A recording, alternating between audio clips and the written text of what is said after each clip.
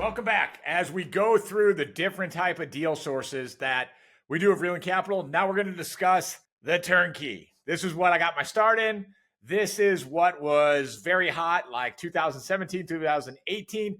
But you're going to notice working with Real and Capital, we're always going to pivot to make a deal that works for the market. And turnkey still works right now, but it's not. This used to be our bread and butter. This used to be just what we did. And so when I think of turnkeys right now, I think that's the best starting point for new investors. It's the most hands-off of all the investments. You get all your updates completed up front, so you don't need to worry about that. Easiest leverage to get a standard 30-year fixed mortgage.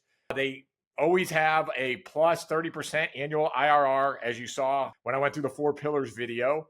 And it's the most popular acquisition in our investor community because generally everybody starts with around 2 or 3. Then they get into the more exploratory. Now we have experienced investors who come in here and they move straight to the Burr keys, tired landlord deals, and flip keys. But like I said, these turnkeys are the best starting point for new investors. I call them the training wheels for new investors to real estate.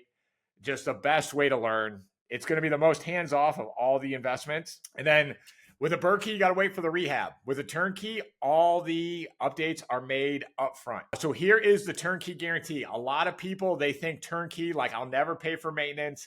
Nothing will ever go wrong. Hopefully you respect the fact that we're being honest about this. That's not true. This is still a house. Still, once people live in things, it requires maintenance. It just is what it is. Does that really matter in the long term? No. When the house doubles in price every 20 years, the maintenance you're paying right now, it just isn't going to matter. It's like a rounding error. So what we do when we do the turnkey rehab, we do everything that's going to pass a third-party inspection and a municipal inspection so that we know the house is safe, clean, and a great place to raise a family for your residents. So here's how we define a turnkey. I want to be really clear with this with new people because it's been confusing in the past. So it's a house that's rent-ready and has passed all occupancy or municipal standards. It's passed a third-party inspection and has our scope completed so it's able to attract a long-term resident. That doesn't mean you will not have any maintenance on the house for the first few years. When you buy a turnkey house, you'll have an assessment of the mechanicals and our recommendation of what to do with them, whether to repair or replace. So you'll get a property detail report from us and it will have, hey, here's the age of the HVAC, here's the age of the roof, here's the age of the electrical panel, and we'll always scope the sewer lateral drain. So we do everything we can possibly think of to make it a great asset, but there's always going to be stuff that breaks down or is missed. So like I said, it's a rounding error in the whole of your entire return. And I run all projections for people that they don't take $1 of cash flow for the first 9 years. So, and they're still great investments getting a 4 times return. So here's the other reason turnkey is great is because sure, real estate sounds great. Everybody wants to do it. But what about all the tenants, toilets, and termite? And that's where I had to, in my own journey, realize that real estate and wealth building is a team sport. And the thing that keeps people out of real estate is the tenants, the toilets, and the termites. And they try to do it on their own. That's why people think real estate's so hard. It is if you're doing it on your own. If you're doing it as a team, it's pretty easy. For those who always try to do it on their own, the horror stories you hear about real estate, it's because they end up taking 2 jobs. Like I used to be doing all the work on my rehabs on the weekend to get started. I was working 80 hours a week in a corporate sales job.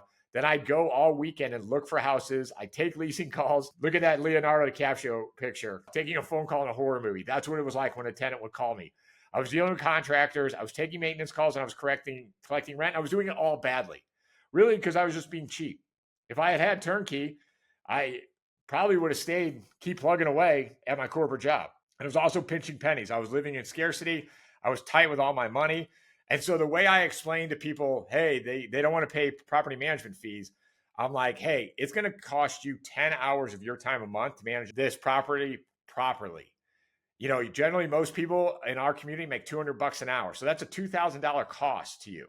Now, with my team, it costs you $100 because we have scale and we have systems. And so what you can do in 10 hours, we can probably do in 2. And we have experts that are able to do it very quickly. So there's comparative advantage there. And so you got to start looking at what's your time worth. And I guarantee you my team can do it for cheaper. So to manage a house generally would cost one of our community members $2,000 a month. Instead, they go to us, and property management costs them $100 a month. So it's a no-brainer. And I recognized this too late. I didn't have the option to do any of the work myself when I bought my first 6 rentals because I was deployed overseas in Iraq and Afghanistan. But once I got out of the military and had the option to take on a low-paying job in real estate, I took it like a sucker. And like I mentioned earlier, I was overwhelmed and I wanted to quit. I was pulling my hair out. But I realized I had to start building a team. And that's when things started to get fun, easy, and I started getting wealthier from it. That's what made it fun. And so here, I'm just going to go through all the people you need on your team for a great turnkey or burnkey deal. You need someone to take tenant calls, known as a leasing agent and property manager. You need a leasing manager to show the house, sign the lease, and vet the resident. It is so critical what my team does on our vetting, making sure we're going to have a great resident in the house who's going to be on time with their rent. Next is all the maintenance calls. Right now, I think we have 6 handymen that are running around town helping us do maintenance on our 800 properties. The next, you have to rehab the house. You got to have a general contractor. We have around 15 to 20 general contractor crews in our 3 different markets right now running around making things happen. So here's all the seats on the bench that you get to substitute for, that you're just the coach for when you do turnkey. So you need somebody to fund the investment. We hook you up with that. You need someone to negotiate the terms and acquire the property. My team will do that for you. Fund the acquisition. You're going to do that, but we'll hook you up with the lenders. Complete the rehab, make it rent ready. My team, secure and qualify the tenant, collect the rent, respond to and take care of repairs, deal with late rate and eviction. And then look, that's for one house. You don't get wealthy buying one house. You got to buy at least 5. You get wealthy when you rinse and repeat. Can't rinse and repeat without doing with a team. So in my own journey, what did I do to make this fun and actually produce wealth? I built a team. And like I said, wealth is created when you can rinse and repeat a simple process. And so I did it the hard way. I love that GIF. I did the hard, slow way. And I realized that moment I had done it the hard way, and there was a smart, easy, fun, and fast way. And that was turnkey. And so I had to build my own turnkey team for my own rentals. And I also realized wealth is a team building sport. And so here, the whole point of turnkey and working with a team is it allows you to rinse and repeat. It is critical to be able to compound your gains, rinse and repeat, and buy multiple properties. And so, we're in Little Rock, Wichita, and St. Louis right now. We're going to keep expanding into markets, but there's also turnkey companies all around the company. You got to think of turnkey like Zoom for real estate. You never have to look at the house. We do one annual event in St. Louis. And other than that, we're going to sell a few hundred houses a year, and our investors never see the properties, and they love us for it, that they never have to see the properties. During COVID, this is the advantage of working with a team. We were able to work with the government with the CARES Act, and we collected over $1 million in CARES Act funding in rent.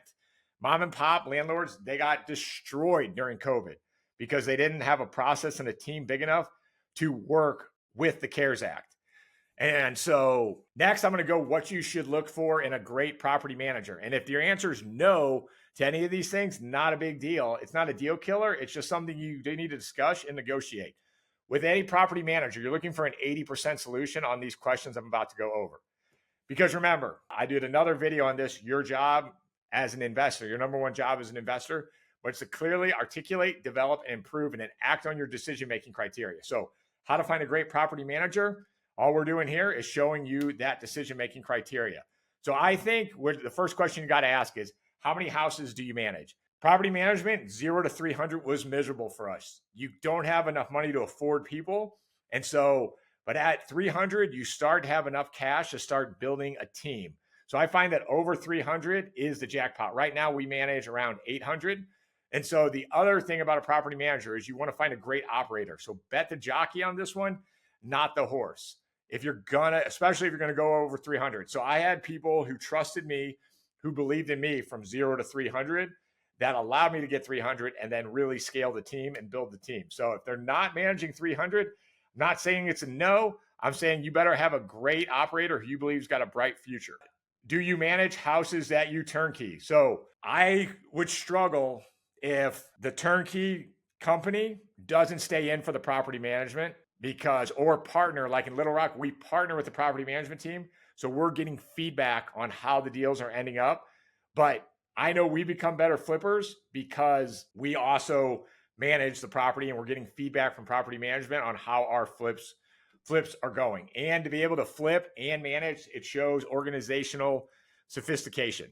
And then I would also ask the property manager, how many rentals do you own? You want to see that they have skin in the game and that they have learned lessons from managing their own portfolio. You want to ask how many team members they have.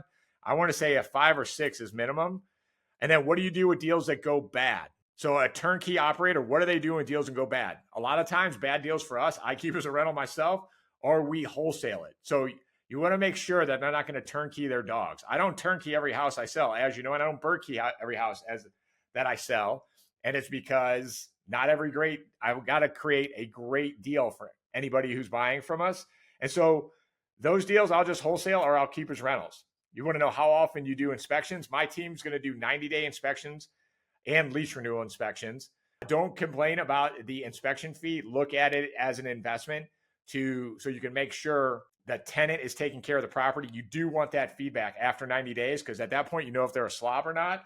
And you want to see at the renewal, hey, do I want to renew this tenant for the way they're treating the house? You want to know what is the renter's criteria. The gotta-haves are no eviction for their tenants, last 5 years, no felonies, credit scores above 500. You want to know what areas of the city you buy in. So in St. Louis, we show people, hey, here's our A area, here's our C area, here's our B area. We're very clear with that for St. Louis. I always like to see a map of what people manage. And so we have that in St. Louis. What's your vacancy rate? Less than 5% is going to be industry standard. And also remember this. This is your team member, the property manager. It's not your employee. It's not somebody you want to treat bad. My property management team, we have fired clients. The property manager is also interviewing you. So treat this person with respect. Treat this person as a wealth builder for you. Don't treat them just like some employee. People who talk down their property manager, they hate real estate. They don't have fun. So that's what I got for the training reels, the bread and butter turnkey deal. And I'll see you on the next video.